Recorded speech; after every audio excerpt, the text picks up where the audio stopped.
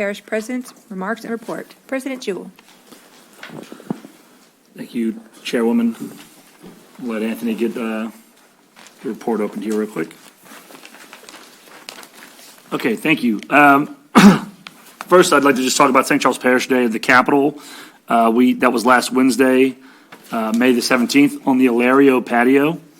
And we spent the day just showcasing St. Charles Parish. I appreciate all the council members who attended, as well as our school board members who attended, and Superintendent Ken Ortling as well.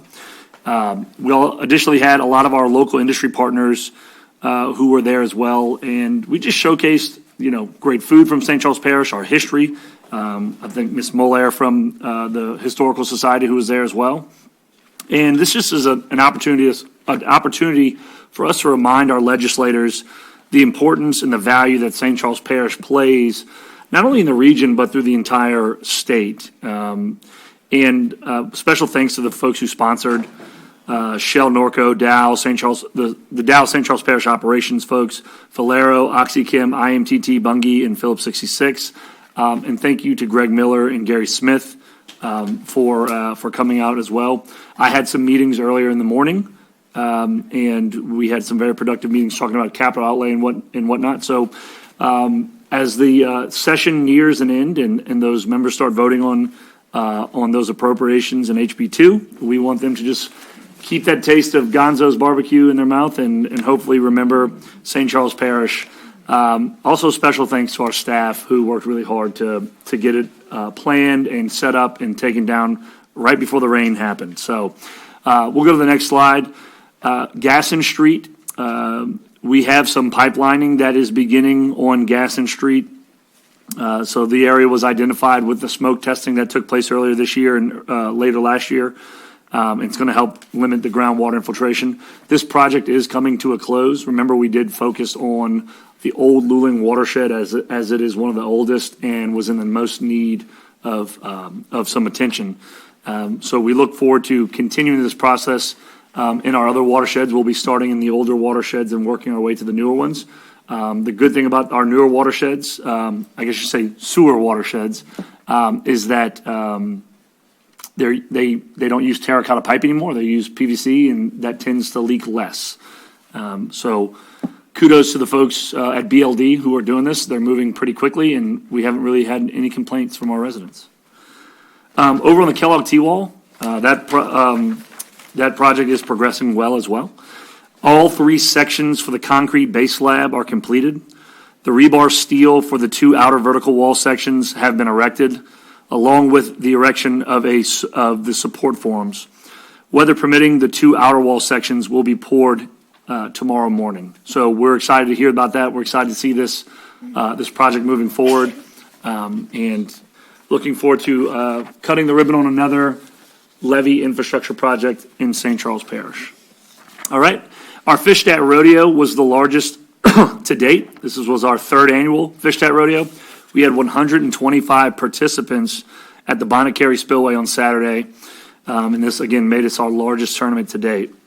We want to thank all the local sponsors who supported the event and made it a truly great day for all of our anglers of all ages. 10-year-old Rico Lawson took home the overall title by reeling in a 17-pound garfish alongside his father. Employee Appreciation Day. On Thursday, May 11th, we held our Employee Appreciation Day at the West Bank Bridge Park. All of our employees were treated to lunch, snowballs, and just a big thank you from us for all the hard work that they do keeping our parish moving forward. I appreciate the council members who attended to help serve our employees. Older Americans Day celebration will be on Thursday, May 25th. The Council on Aging, Parks and Recreation, as well as RSVP are hosting this annual Older Americans Month celebration.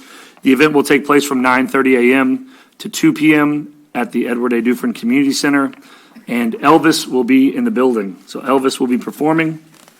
It's an event that's geared toward promoting the importance of enjoying independence and the fulfillment by paving our paths as we age. I will not make a joke about Councilwoman Fisher Cormier, but I will say that Miss Mary will be there. Yeah. And we appreciate your attendance, Miss Mary. Annual report. You should have received the annual report in your mailbox last week.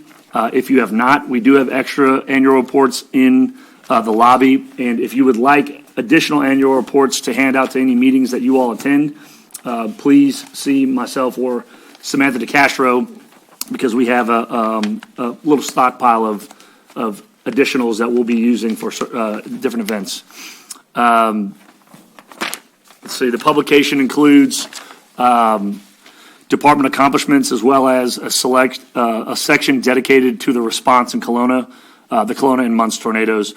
The report is also accessible online for our online users, and again, residents can find additional copies of the courthouse, and I do believe we're bringing some to our local libraries. Community services, the Department of Community Services received the Community Services Block Grant Certificate of Achievement in special recognition of achieving a 100% organizational standards for 4 consecutive years. That's years 2019 through 2022. Congratulations to our Department of Community Services. Congratulations to our Director, Joan Diaz, as well as Jessica Abshire, the rest of her staff, and the team were recognized for this accomplishment. Lastly, we'll just talk about sales tax. Sales tax for the month of March 2023 was 1.89% below March of 2022. So a negative change in sales tax, but overall sales tax is still up 10.26% year over year for the year of 2023. We will let you know if anything changes on that front. That concludes my report, Chairwoman.